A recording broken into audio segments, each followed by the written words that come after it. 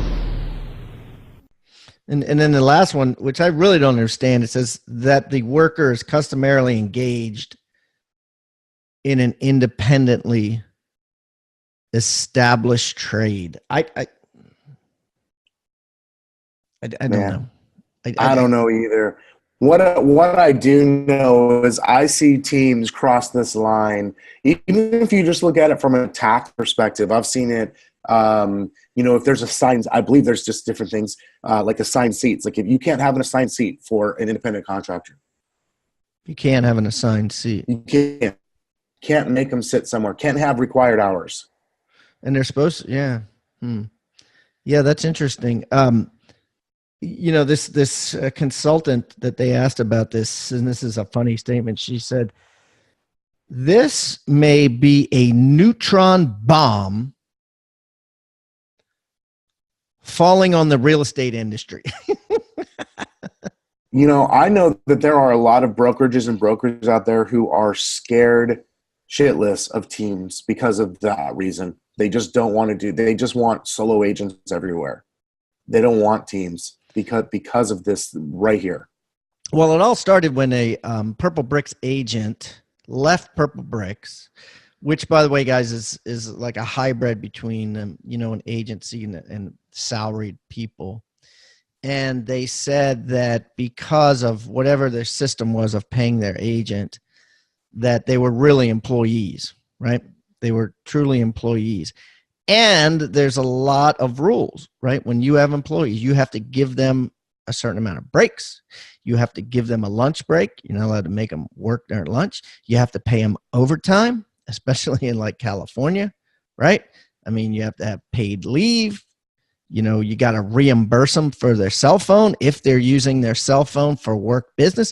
There's a lot of rules that protect employees, right? So that you can't run a sweat. It all comes from, when people ran sweatshops and had child labor and, made people, it was unfair.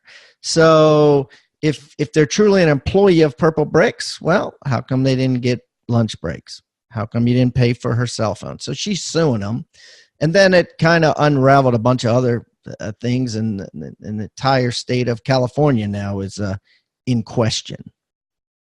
Yeah, it's crazy times. And, my guess too, not too dissimilar from the last case you opened up with is it's probably got a while to shake out. Who knows what's going to happen? I'll just speak from somebody who runs an active team today, where we invest quite a bit of money into our sales business and sell a lot of houses and have a lot of agents on our team. We consulted with some really, I'm going to say, expensive attorneys and really good attorneys a couple years ago in a similar related matter, and ended up coming up with a completely different agreement, like a team agreement. We paid a lot of money, Pat. Not from a bragging standpoint, but almost from, I can't believe I paid that much money for a piece of paper to have our new team agreement drawn up. And it's actually not even called the team agreement. It's called, we call it a fee and participation agreement, because we're really talking about how we're splitting referral money. And there is understanding for the broker. And this is something, a lot of team members, like team agents, team leaders, share their team agreements. I don't share mine, not because I don't like to share, but because mine's written specifically for me. And, we spent north of 5 figures to get this. And our lawyers, I should say, were really conscious of this. And it changed a lot of what we do, man. We don't require most stuff that we used to require anymore. And not only do we not say it, it's in writing. Like, basically the quote unquote requirements are in line with the law because of this, because we just don't want to get smacked with something like this. Yeah. You really can't tell them what to do. If you do, then you got to make it employees. You got to pay the taxes, right? You got to set them all up like that, which is fine. But the whole world is changing with this. I know some companies now that, they have a force of 50, 60 people in the company. They're all independent contractors. They're all working virtually and all that. And you got to question, is that whole the whole reason for making people employees versus independent contractors was to protect employees, and so that whole thing is becoming grayer and grayer, or not being made clear. No one's really going after, that I know of, the rise of independent contractors. Yeah, it's interesting times, man. Well, I'll tell you, this one was funny. You and I started talking about, there's all these lists that come out every year, right, Pat? And like, this is the top agent, the top brokerage, right, and the top firms, and all this stuff. And this next story really caught my eye, and quite honestly gave me a little bit of chuckle, a little bit to laugh at, because of all the different qualifications. So who makes certain lists, and who's number one versus who's number 10. But this, have you seen this feud between Stefan Swanepoel's firm and Steve Murray? It's funny. It's funny how this is how we think alike. It's funny how you said you laughed at it, because my first reaction when I saw the headline, Stefan Swanepoel and Steve Murray going head to head, I laughed too, man. I was like, come on, man. I was like, what? And I guess that's good competition. But what Kevin's talking about is real trends, right? Real trends. And then Swanepoel's T3, or what the hell is it called? T360. It used to be just called Swanepoel. Yeah, it was like the Swanepoel mega list before, and then it's got like this T3. I forget what name they're using today, but what I find it really funny is you got these two guys. By the way, I met them both individually. Have had a conversation with each of them more than one time. Very nice gentlemen, and I don't know. I don't get what this spar, like, they both have their lists. They make the qualifications for their own list. This isn't too much different than, say, like the Inman Innovator of the Year or the Inman most influential in real estate list. Like, they made the criteria, and then they got to go put the people or the brokerages or the firms on the list, and then they published it, right? And so they're basically, it's like it's like, hey, I want to be able to certify left-handed buyer's agents. And so I'm going to create the left-handed buyer agent certification program. And I don't know who certified them to make them able to certify everybody else. But to me, it kind of strikes me as that it's funny. Like, everybody enjoys the list. It's nice to see the numbers and see where you rank amongst your peers. And it's kind of funny that they're bickering. What are they bickering about? Stupid, because you're right? It's like they're picking and Swanepoel came out. It was like 15 different lists. Like, I was going through it. I'm like, Jesus, who sold the most freaking houses? Like, I mean, and then they mix it up with like franchises, right? So that you'll look at the list and you say, okay, well, wait a minute, I'm halfway down the list and I don't see, Remax or Keller Williams. And then you finally see one and it's like, oh, that's a couple regions of Keller Williams that merged together and formed this region, so they're on the list. Why can't you just put like every single Keller Williams sale, every single Remax sale, right, and compare it that way? As far as I know, I can't see a list like that.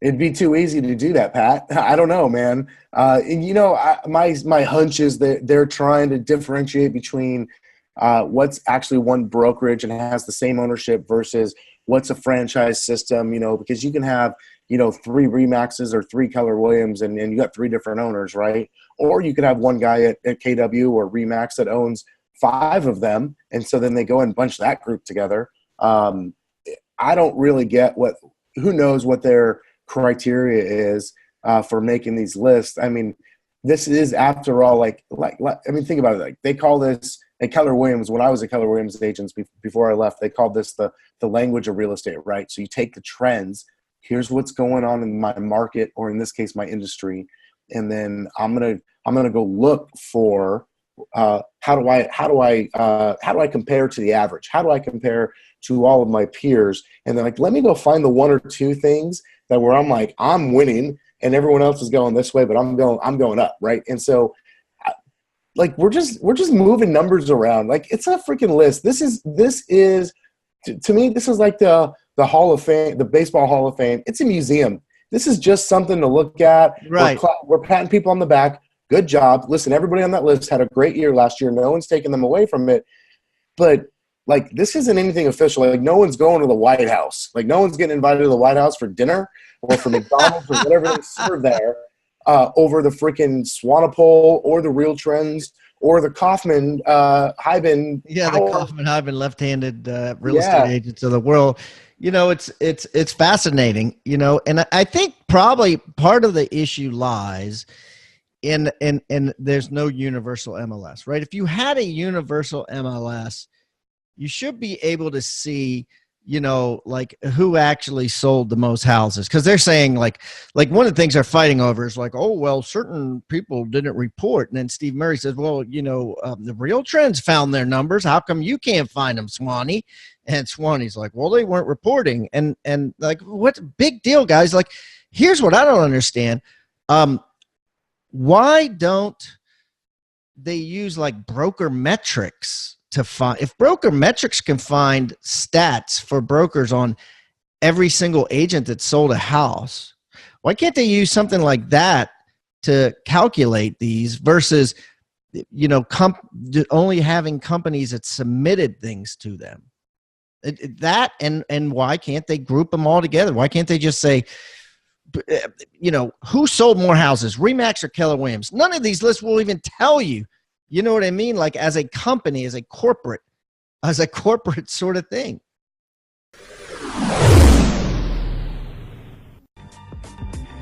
Plenty of people make a decent living selling real estate, but how many manage to make millions, to become a millionaire? Imagine how much more profitable your business would be if you had the chance to learn from someone who actually made their millions selling real estate.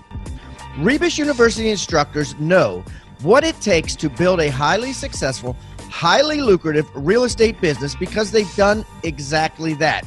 These self-made real estate millionaires spent years in the trenches, identifying exactly what works in today's markets. And that's exactly what they teach. Right now, we're running a 7-day trial on Rebus University's All Access package. For just $7, you can get access to every course. Every millionaire real estate instructor, there's over 40 of them, 40 millionaire real estate instructors that Rebus University has to offer. You have access to all of them. To start your 7-day free trial for only $7, go to futureofrealestatetraining.com. That's futureofrealestatetraining.com, or text trial, TRIAL, to 444-999. That's trial to 444-999. Hey, real estate agents and rock stars. If you're getting value out of the content in this episode, make sure you like the video and subscribe to this channel. Also, click the little bell icon to be notified about upcoming episodes. And I would also love it if you left a comment and shared the most impactful tips and tactics you've learned from the knowledge shared in this episode, or even maybe make a suggestion requesting a topic of what you'd like to learn in future episodes. I welcome any feedback below. Now, back to the episode.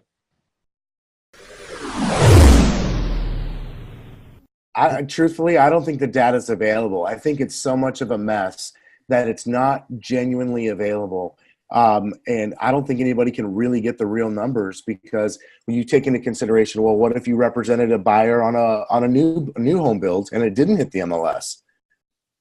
Right? Where does that get? How do you record that? And I think that there's just so much of these claims. Most of these firms, especially, get really big. Keller Williams, Remax, EXP, Prudential, whatever, Home Services of America. These companies get really big. They can't track everything. I mean, they can't even track their agent rosters, right? They can't track every single transaction that's really happening. And what if, in our industry, as you know, people change brokerages all the time. So what if I'm at one brokerage this month and another brokerage next month, for half the year and half the year? Are you just splitting my sales in half? Like, how do you know? And so I think that's I think the reality is they're bickering over nothing. Like they well, here's a question I got for you, Kevin, if you can answer this honestly. How much how much are these lists political? Like how much of this is pay to play? Like, you know what I mean? Like these guys, really should, what do you call, excuse themselves from speaking at Remax, at Keller Williams, at EXP international, conventions. They should not go fishing with the CEOs. They should not, they should just not have any sort of political ties to the owners of these companies or the people in these companies. I know they all have things like, quite frankly, like Steve Murray, he will do an appraisal on your real estate company to tell you what it's worth so that you can sell it. And Keller Williams recommends him, right, for all their offices. So he gets a lot of business for Keller Williams. So he wants to make sure that they're, I'm not saying he does, right? I'm not saying he does. My question is, do you think he does? Or do you think that, if Swanepoel's having an event and he invites all these people to the gathering of eagles or whatever his event is called, and a bunch of agents from, let's say, Long and Foster show up, or ABC Real Estate or whatever, that he's going to make sure that they're showing up on a list and properly represented. How much is pay to play? How much politics are involved in these lists, do you think? Probably not much more than like 99% is my guess. The reality is like these lists are made up so people can have some marketing material. I mean, that's what this is. These lists are made up, and I don't want to throw anybody under the bus. Like I said, I've met Stefan and Steve both on multiple occasions, both genuinely nice people, and I've also seen them when I was a Keller Williams agent. I've chatted with both of them at official Keller Williams events. Like Stefan was a speaker. We all got a copy of his book. Steve I was introduced to speak to Steve by a former Keller Williams CEO. And that's where, Steve's a great guy. I got to have lunch with him one time. The guy's got a ton of stories. And I know that both of these guys and these other companies too, they've all got serious personal relationships with people at all these different companies. And so I'm going to say that, I don't think you can be the authority on this thing or that thing. Personal relationships mixed. I just don't think you can mix those up. I think it's too much crossing the line to take it as the authority. There's got to be a company, like who owns Broker Metrics? That? Have you ever used that? I've seen it. Oh no, I don't know how to log in. I can't figure it out. I couldn't figure it out. I've had an account before, could not figure it out. Yeah, okay. Well, there's software you can buy that will tell you, who's selling what, and then you could call them. You can call the agents. It's a prospecting tool. You own a Prudential office, and you call the agent and say, Kevin, congratulations, you sold $7 million, $7.2 million last year, and the year before you sold 5.6. I see you're on the upswing. Let's get together and talk about it for coffee. Then you recruit them over to Prudential. So if they can figure that out on the local level, I don't see why a larger company can't figure it out and just do a list based on analytics, without. So I'm not a conspiracy theory guy, but I'll tell you what, I'll tell you why I think you can't find that. I think having that hard to find and locate, and bringing back in your point of if we just had a national MLS, this would be easy. I think those are the things that keep our industry, I'm going to say, protected for the time being from some of these massive tech companies. I think that's actually the wall of confusion that our industry has built very purposefully, that our board of realtors, local board of realtors, have built very purposefully to be able to keep some of these predators, if you will, of our industry out. Fascinating. All right, man. Well, what else we got in the news here? So I know we're running short on time, but one quick thing I thought worth, as real estate agents, we got to know when stuff like this happens. There was a seller, someone who sold a home, who sued he is in the process of suing Coldwell Banker and NRT for cold calls. So he's just fed up, and he decided to take NRT, which is the wholly owned division of Realogy and Coldwell Banker Real Estate, to court over cold calls. I mean, this is a company with like 90,000 agents. And this guy's in Tustin, California. I mean, how do you do that? How do you sue someone for call? He's alleging that they violated the Telephone Consumer Protection Act, which prohibits people from making unsolicited, kind of like the auto dialer calls to consumers. Yeah, well, they probably did, but but the entity in itself, I believe, has a fine built in, right? You don't sue somebody for that. You just, I mean, even if the person did, right, then they get fined and then they pay the fine and that's it. Yeah, the fact that it could actually get to so they're like, hey, yeah, you can file this suit. I mean, who knows if it'll get thrown out or not? But maybe the system doesn't work. I remember when it first came out, that do not call system. You know, they would always say the fine is $11,000. It's an odd number. Yeah, but I never knew anybody that got called, and then it kind of faded out after a couple of years, and now robocalling, you know, is. I mean, geez. I mean, I feel like it's at an all-time high. Definitely. Yeah, I don't know, man. I think people are just fed up with it. Realtors and real estate companies might just be an easy target. They think of us, I think the general public thinks of realtors as they make a lot of money. They shouldn't be doing this, and so let's go after real estate companies because maybe we can hurt them where it counts, which is in the pocketbook. Yeah, all kinds of stuff, man. Everybody's fighting. Everybody's coming after the agents, man. It's crazy. It's crazy. Crazy times. More than ever before. Everybody's coming after each other. Everybody's coming after the agents. There's a lot of stress out there. No doubt. Well, and I think that wraps us up. Like there's been enough good news for 1 week, right? Yeah. So. Yeah. Oh man, everybody's listening to this going, man, no wonder Kevin got the flu. It's all that stressful things he talks about on the show, you know. Real estate's not for the weak, my man. All right, boss. Well, listen, I'm out. Okay, so next week, you know, I have a gathering. I have a business meeting with about my other company, GoBundance, and so I'm going to be stuck in those meeting all day that Tuesday. So Tuesday and Wednesday. So you got a special co-host coming on, right?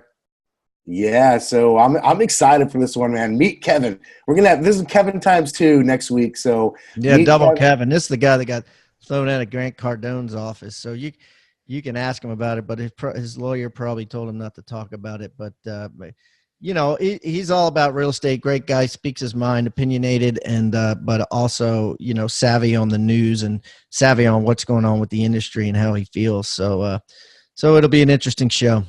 I'm stoked, man. When I saw your text come over with the introduction, I was like, oh, this is going to be a fun one. Kevin and I are going to have a lot of fun next time. All right, boss. We'll do it right, and I will see you the week after. Right on, brother. Take it easy. Have a great time, and we'll chat again soon. And Rockstar Nation, we'll talk to you next week.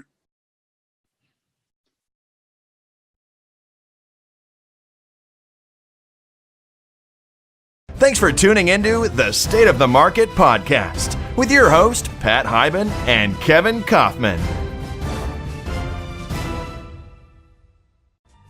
Thank you so much for listening to the State of the Market. If you have any news you would like us to cover, please go to Next Level Agents on Facebook or send an email to info@rebusuniversity.com. That's info@rebusuniversity, REBUS, university.com, and we'll be sure to bring it up.